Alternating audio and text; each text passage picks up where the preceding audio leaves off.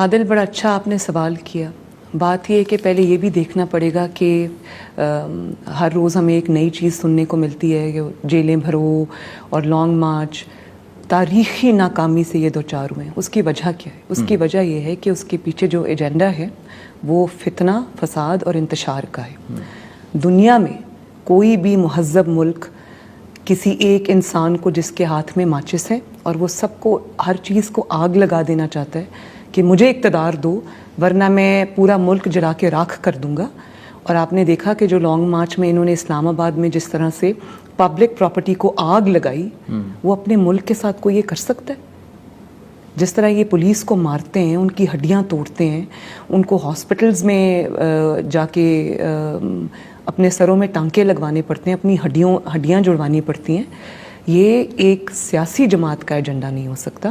اور اس قسم کے ایجنڈے کو اسٹیٹ جو ہے اس کو بالکل برداشت نہیں کرنا چاہیے.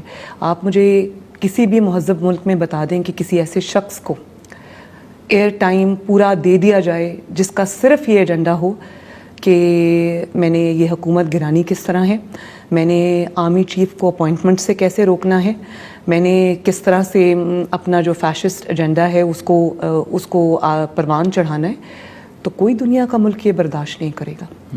اور آپ جب تقریر کرتے ہیں آپ کے پاس ایجنڈا کیا ہے؟ 4 سال آپ اقتدار میں رہے ہیں، آپ نے ایک اپنی کبھی پرفارمنس پہ بات نہیں کی اور نہ آپ اگلا کوئی روڈ میپ دیتے ہیں. آپ صرف گھیراؤ، جلاؤ، مارو، مار دو.